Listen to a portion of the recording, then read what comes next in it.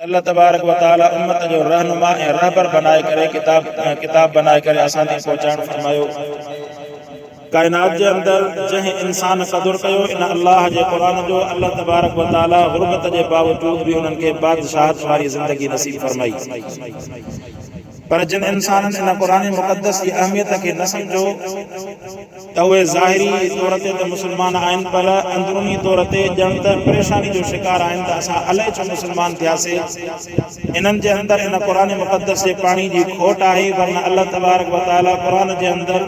उहे त नहरूं ऐं बरकतूं रब सां नाज़िल करण फरमायूं आहिनि। ईमान वारो इन अल्लाह जे क़ुरान खे पढ़ंदो वञे, गुरबत जी हालत में रब उनखे अमीरीअ वारा मज़ा ऐं लज़त नसीब फरमाईंदो। कायनात की रहनुमाई अल्लाह जे कुरान करण फरमाई। अल्लाह तबारक व तआला इन आयत के अंदर खुसूसन हजरत उमर बिन अब्दुल अजीज रहमतुल्लाह अलैह जे ज़माने का यह आयत जुम्मतुल मुबारक जे खुतबे के अंदर दाखिल कई। इन आयत के अंदर अल्लाह तबारक व तआला टिन शयुनि जो हुक्म फरमायो ऐं टिन शयुनि खां रब साईं मना फरमायो। टिन शयुनि जो हुक्म फरमायो, उन्हनि मां हिकिड़े पहिरें नंबर ते त इहा त अल्लाह तव्हांखे अदल जो हुक्म थो फरमाए। इंसानों तव्हां अदल रखंदा पंहिंजे घर में, पंहिंजी बादशाही में, पंहिंजे मामलात में, पंहिंजे उथण वेहण में तव्हां अदल खे मुक़द्दम रखंदा, तव्हांजे घरनि जे अंदर जहिड़ा ऐं फसाद ख़त्म थी वेंदा, तव्हांजे घरनि में बरकत अची वेंदी। अदालत जी बरकत आहे जंहिंजे करे साहबा किराम रिज़वानुल्लाहि अलैहिम अजमाइन लखनि जी तादाद में हुजण जे बावजूद पाण में खीर खंड हूंदा हुया। छाजे करे उन्हनि जे विच में अल्लाह तबारक व तआला अदल ऐं इंसाफ़ जे निज़ाम खे क़ाइम करण फरमायो। ऐं पहिरें नंबर ते अदल इन ते मुआद में अर्ज़ करे चुको आहियां। अदल खां बाद में अदल जे मामले में फरमाइनि था त अदल इन खे चइबो आहे जो फरमायूं त पाण खां नंढे जे लाइ अहिड़ो शफ़ीक़ बणिजी पओ जीअं अबो पंहिंजे बच्चे जे लाइ शफ़ीक़ हूंदो आहे, ऐं नंढो वरी वॾे जे लाइ अहिड़ो त अदब वारो बणिजी पवे जीअं पुटु पंहिंजे पीउ जो अदब एतिराम कंदो आहे। अहिड़ी तरह जेको नंढी उमिरि वारो आहे उहो पाण खां वॾी उमिरि वारे जो पीउ वांगुरु अदब। ऐं टे नंबर ते रही वञी करे बराबर वारी उमिरि में इंसान पाण हिक ॿिए सां अहिड़ो सुहिणो सलूक करे जीअं भाव सां मोहबत रखंदो आहे। हक़ीक़ी जेके ॿाहिरि हूंदा आहिनि इन्हनि ॿाहिरनि वांगुरु पाण में इंसान मोहबत खे क़ाइमु रखंदो। अल्लाह तबारक व तआला ज़िंदगी मां बेचैन खे ऐं नाइंसाफ़िन खे ख़त्म करण फरमाईंदो। इहा आहे अदल जी बरकत। उन खां बाद में एहसान फरमाई त एहसान इहो आहे, सभ खां पहिरें नंबर ते एहसान इहो आहे। रसूलुल्लाह सल्लल्लाहु अलैहि वसल्लम जन हिक दफ़े सवार हुया, सहाबी पाण सवार आहे हज़रत मुआज़ रज़ियल्लाहु तआला अन्हु जिन खां साईं पुछण फरमाइनि था मुआज़ तोखे ख़बर आहे त अदल इंसाफ़ छा आहे? फरमायूं त ए अल्लाह ऐं अल्लाह जे रसूल खे ख़बर। पाण फरमायूं त अल्लाह जे लाइ अदल इहो आहे जो इन बाने खे जहन्नम में दाख़िल न करे, जन्नत में दाख़िल करे। पर बाने जे लाइ अदल इहो आहे जो अल्लाह सां कंहिं बि क़िस्म जो शिरक न करे, अल्लाह खे अकेलो करे मञे, अल्लाह जी वादानियत में कंहिं बि क़िस्म जो शिरक न करे। हाणे जॾहिं बानो इहो मुवहिद थी करे तौहीद ते अल्लाह जे तरफ़ हलंदो त अल्लाह जो अदल इहो आहे त अल्लाह हिनखे जन्नत जे अंदर ज़रूर दाख़िल कंदो। फरमाई त एहसान ऐं एहसान जे अंदर ये नमाज भी आहे। हर इंसान जो एहसान छा आहे? चवंदा आहिनि त तव्हां इंसान सां एहसान कंदा त हिन एहसान जे बदिले में उहो इंसान तव्हां सां एहसान। अॼुकल्ह असांजे विच में छिकताण छाजे करे आहे? इन जे करे आहे जो मां पंहिंजो हक़ त घुरां थो पर अॻिले जो हक़ अदा करण जे लाइ तयारु न आहियां। जंहिं ॾींहं खां मां ॿिए जो हक़ अदा करणु शुरू कंदुसि त पंहिंजो पाण ऑटोमेटिक मुंहिंजा हक़ अल्लाह तबारक व तआला ॿियनि खे अदा करण वारो बणाए छॾींदो। ऐं फरमाईंदा इताई दिल कुर्बा। ऐं टे नंबर ते तव्हां जेके तव्हांजा रिश्तेदार, तव्हांजा पाड़े वारा ऐं तव्हांजा जेके आहिनि ख़ुसूसन जेके घर में रहंदड़ तव्हांजा रिश्तेदार आहिनि, ताल्लुक़ वारा आहिनि, उन्हनि सां तव्हां सुहिणो सलूक कयो। तव्हां उन्हनि जे लाइ क़ुर्बानी ॾियो। हिक ॿिए सां क़ुर्बानी सां मामिलो हलंदो, हिक ॿिए सां कानून बाज़ी सां मामिलो न हलंदो। जेकर न माण्हू घर में वेही करे अदालत क़ाइमु करे वेही रहंदो, चवंदो त हे फिलहाल मां जज आहियां, मां वॾो आहियां, मां पीउ आहियां। अॼोके ज़माने में त पीउ जेकॾहिं पंहिंजी उहा उबूअत वारी सिफ़त मस्ती वारी हलाईंदो न त कॾहिं बि घर जे अंदरि खीर गंढ थींदा ई कोन। उबूअत जो मतिलबु इहो आहे त अबो अहिड़े नमूने सां पंहिंजी औलाद खे हलाए जो औलाद खे ईअं महसूसु न थिए त अबो जेको आहे पंहिंजे हुकुम करण में मुंहिंजी बेइज़ती करे रहियो आहे। ऐं अहिड़े नमूने सां वरी औलाद जे मथां बि हक़ इहो आहे त औलाद पंहिंजे अबे जो एॾो एतिराम करे जो जेतिरो बि अबो उन्हनि जे मथां हुकुमबाज़ी करे या जेतिरो बि उन्हनि जे मथां पंहिंजो हक़ जतलाए, औलाद खे कंहिं बि क़िस्म जो हक़ ई न आहे जो अबे सां इंसाफ़ जो मामिलो वेही करे। हता के रसूलुल्लाह सल्लल्लाहु अलैहि वसल्लम सा हाने ॾिसो त इस्लाम ॿिन्ही खे बराबरी सेखारी अबे खे चई तूं पंहिंजे औलाद सां अहिड़ो सुहिणो सलूक कर जो उन्हनि खे इहा शइ महसूस न थिए त तूं जेको उन्हनि जी बेइज़ती करे या उन्हनि सां घटि वधाई करे ऐं औलाद खे वरी कुर्बानी जे अंदरि अबे खां बि वधीक उनखे माना हद न ई कोन औलाद खे चई तूं पंहिंजे अबे सां अहिड़ो त सुहिणो सलूक करे जो पाण साईं जन फरमायो त जेकॾहिं अबो तव्हांजे मथां ज़ुल्म करे तॾहिं बि तव्हांखे अबे सां पुछण जी इजाज़त ॾियो ॾिसो त केॾो हक़ हाणे अबो भला ज़ुल्म कहिड़ो कंदो औलाद उनजे मथां डंडो खणी करे बीह थो वध में खणी पंहिंजे नसीहत जे अंदाज़ में सख़्ती आणींदो उनखे हुकुम कंदो उनखे सम्झाईंदो सख़्ती आणींदो उनखे सम्झाईंदो औलाद खे इहा जेका आहे सख़्ती जे करे औलाद बर्दाश्त न कंदी त पोइ औलाद कहिड़ी औलाद पंहिंजे अबे जो एॾो एतिराम करे जो हता के जेकर समझे हालांकि अबो ज़ुल्म न कंदो अबो अम्मा जेके भी कायनात जे अंदर अल्लाह पाक अबे अम्मा के रहमत एडी दी आहे जो अबो अम्मा पंहिंजे औलाद में ज़ुल्म न कंदा इल्ला माशाअल्लाह किथे किथे त घणी थिए थो जो अबो अम्मा पंहिंजे औलाद खे मारे भी छॾींदा पर आम तौर ते कोन आम तौर ते अबो अम्मा पंहिंजे बच्चन सां कायनात जे अंदर सभ खां वधीक शफ़ीक़ आहे भली खणी अबे जी सख़्ती आहे त इहा सख़्ती औलाद जे लाइ ख़ुदि रहमत आहे जियां वण खे जेको आहे कटे सटे करे उन्हनि खे सिधो करे हलाइण जे लाइ पाणी ॾिबो आहे करे उन्हनि जे मथां सख़्ती करे उन्हनि खे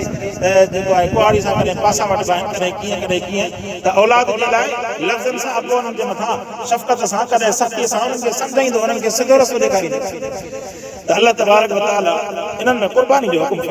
फरमाई तव्हां पंहिंजे औलाद सां पंहिंजे भाइरनि सां पंहिंजे घरवारनि सां कुर्बानी सां मामिलो कयो ईअं पंहिंजे सख़्ती वारो मास्तरी वारो कमु न हलाए घरनि में जेकर न को माण्हू जज थी करे वेही रहंदो बिल आख़िर औलाद जे दिलि में ऐं तव्हांखे ख़बर आहे त अक्सर जेके बीमारियूं थींदियूं आहिनि न इहा डॉक्टरनि जी तहक़ीक़ आहे त अक्सर बीमारियूं घरू झड़नि जे करे थींदियूं 35 सैकड़ो लिखनि था त 35 सैकड़ो जेके इंसान जे वजूद में बीमारियूं थियनि थियूं न त इहे बीमारियूं इंसान जे वजूद में घर जे अणबणत जे करे इंसान कॾहिं को पाण खे मोतबर सम्झे थो कॾहिं कंहिंसां ॻाल्हाए कोन थो कॾहिं कंहिंजी ॻाल्हि ॿुधण जे लाइ तयारु न आहे पोइ हिन डिप्रेशन जे करे हाणे अबो जे करे वॾो जे करे नंढनि सां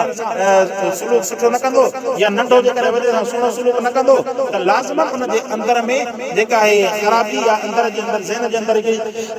बीमारी पई पचंदी आहे पोइ बिल आख़िर कॾहिं न कॾहिं फाटंदी कॾहिं कंहिं तकलीफ़ जी सूरत में कॾहिं कंहिं शइ जी सूरत में त हिन जे करे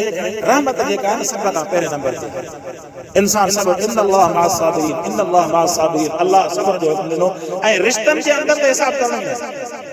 ख़ुसूसन जी औलाद आहे हेठि आहे उनखे हिसाब करणो न बाबा वॾो आहे ठीकु आहे कॾहिं घटि वधि ॻाल्हाई कॾहिं ॿिए जे साम्हूं बेइज़तो कई अल्लाह तबारक व तआला उन जो बदिलो तव्हांखे ॾिनो जॾहिं रसूलुल्लाह सल्लल्लाहु अलैहि वसल्लम ने हुकुम फरमायो त तव्हां हिनखे बर्दाश्त कयो इन सख़्तियुनि खे कमज़ोरियुनि खे ऐं कोताहनि खे बर्दाश्त कंदो इन बर्दाश्त जे करे अल्लाह तबारक व तआला उन जी ज़िंदगी में बरकत अता फरमाईंदो ऐं वॾो जेको आहे नंढे जे मथां जेतिरी शफ़क़त कयो अॼोके वक़्त में नंढा जेके आहिनि उन्हनि खे तालीम न हुजण जे करे अदब न हुजण जे करे उन्हनि खे इन शइ जो अहसास अंदाज़ ई न आहे त वॾे जे अदब कबो कीअं त पोइ अहिड़े वक़्त में वॾो वीचारो बर्दाश्त कंदो उहो सुहिणे सलूक जो मामिलो कंदो अल्लाह खां दुआऊं घुरंदो इहा तौफ़ीक़ औलाद खे जेकॾहिं ख़िदमत जी तौफ़ीक़ ॾींदो त इहा बि त अल्लाह पाक ॾियणु फरमाईंदो जिते दुनिया जा सभु दरवाज़ा बंदि थी वेंदा आहिनि उते दरवाज़ो सिर्फ़ु खुलियल हूंदो आहे हिकिड़ो रब जी ज़ात जिते सभु जो सभु डॉक्टर बि फेल थी वञनि सभु बीमारियुनि जा माहिर फेल थी वञनि उते दरवाज़ो हिकिड़ो खुलियल रहंदो आहे त जॾहिं बि इंसान खे परेशानी पेश अचे उहो रब जे साम्हूं रब जे दर ते हथड़ा खणी करे वेही रहे अञा परेशानी हुजे 5 वक़्त नमाज़ बाजमात पढ़ी करे दुआ घुरे राति जो तहज्जुद पढ़ी करे दुआ घुरे ॾिसो त अल्लाह तबारक व तआला इन मुसीबतुनि खे ईअं धोई करे घर मां साफ़ करे फरमाईंदो जीअं कपिड़े खे साबुण सां धोई करे उनजी ॿेराई खे साफ़ करे जंहिं घर जे अंदर वॾो नेक हूंदो वॾो नमाज़ी हूंदो वॾो अल्लाह खां घुरण वारो हूंदो उन घर जे अंदर शैतान कॾहिं बि हमलावर कोन हूंदो शैतान हमेशा न घर में नाकाम थींदो आहे शैतान हमेशा उन घर में कामयाब थींदो आहे जंहिं घर में इंसान सिर्फ़ ऐं सिर्फ़ नज़र रखंदो आहे ज़ाहिरी असबाब बाबा हे हीअं नथो करे हीअं नथो करे चवण नथो वठे हिन सां हीअं कयां हिन सां हीअं कयां अहिड़े नमूने सां ज़ाहिरी असबाबनि जे तरफ़ नज़र करे जेकॾहिं पंहिंजा मामला हलाईंदो त पोइ इहो कमु कॾहिं बि न हलंदो ज़ाहिरी असबाबनि ते बि नज़र ज़रूरु रखणी आहे पर बातिनी असबाबनि ते ज़ाहिरी तौर ते अबो औलाद जे मथां सख़्ती कंदड़ हुजे पर बातिनी तौर ते इहो ई अबो कुंड में वेही करे औलाद जे लाइ दुआऊं करंदो आहे मुंहिंजा अल्लाह हीअ मुंहिंजी औलाद थी वीचारा नालाइक आहिनि मुंहिंजा अल्लाह से हिननि जे मथां पंहिंजे रहम जो मामिलो अबो मां इहे ई जेके पंहिंजे औलाद जे लाइ कुंड में वेही करे तव्हांजे लाइ लिकी वेही करे दुआऊं घुरंदो सो कुरान फरमाए त ईता ज़िल कुर्बा सब का पहिरें नंबर ते अदल ऐं ॿिए नंबर ते एहसान। एहसान माना हुस्न सुलूक, सुहिणो सुलूक। हा, हुस्न सुलूक जे अंदर या अदालत जे अंदर मां उते हिसाब किताब कंदो जाते ये रिश्ता ऐं कुर्बतूं न हुजनि। इन रिश्तनि जे अंदर पहिरें नंबर ते तव्हांजा रिश्ता आहिनि, अबे अम्मा जो रिश्तो, भाइरनि जो रिश्तो ऐं माइटनि जो, मिटनि माइटनि जो रिश्तो। इन सभिनि जे अंदर तव्हांखे कुर्बानी ॾियणी। हा, पोइ कुर्बानी जी हिकिड़ी हद हूंदी आहे। ईअं न त साम्हूं वारो खणी करे अचे पथर मथे वारो हाणे चयो त हल बाबा चयो त ॿियो बि उन वांगुरु त ॿियो बि इहो मथो साम्हूं करे ॿियो बि भला पथर खणी हल। हिकिड़ी हद हूंदी आहे, उन हद ताईं माण्हू बर्दाश्त करे। जेसीं असां वटि माण्हू लफ़्ज़ी जेके आहिनि अल्फाज़ बर्दाश्त कोन था कनि। हालांकि अल्फाज़नि जे अंदर त जहिड़ो हुजण ई न घुरिजे। ठीकु आहे, हुन घटि वधि ॻाल्हायो, अल्लाह तबारक व तआला मूंखे सब्र जी तौफ़ीक़ ॾे। ठीकु आहे, जेसीं ताईं माण्हू को हथ नथो खणे, जेसीं ताईं को हद क्रास नथो करे, तेसीं ताईं माण्हू सब्र करे। हे माण्हू लफ़्ज़नि ते थोरो जे करे कंहिंखे हिकिड़ो लफ़्ज़ ॻाल्हाए ॾींदे, हे हुन खां ॿ लफ़्ज़ ॻाल्हाए ॾींदासीं। इहा इंसानियत आहे, इहा बर्दाश्त आहे, इहा मुस्लमानी आहे। हालांकि मुस्लमानी जे अंदर अॻ में तव्हां ॾिसंदा हुया एतिरो अख़लाक हूंदो हुयो, जेकॾहिं वॾो नंढे खे जेकॾहिं पी करे साम्हूं जेकॾहिं पुजो ॾींदुसि न त ॿियो चवंदो बाबा ठहियो छॾे वॾो आहे, अची ॾाढ़ी सां भली ॾिनई त ख़ैर। मुंहिंजे अबे जो दोस्त आहे, मुंहिंजो पाड़े वारो अची ॾाढ़ी वारो। अॼु के वक़्त में इहो मुमकिन आहे छाजे करे असांजे अंदर अख़लाक ऐं किरदार पोइ अल्लाह पाक अहिड़े क़िस्म जी रहमत बि अता फरमाईंदो। तो फरमाई त पहिरें नंबर ते अदल, ॿिए नंबर ते एहसान ऐं टे नंबर ते तव्हां कुर्बानी ॾियो। ऐं उन खां बाद में टेंशन खां मना फरमाई त वयनहा अनिल फहशाइ वल मुनकर।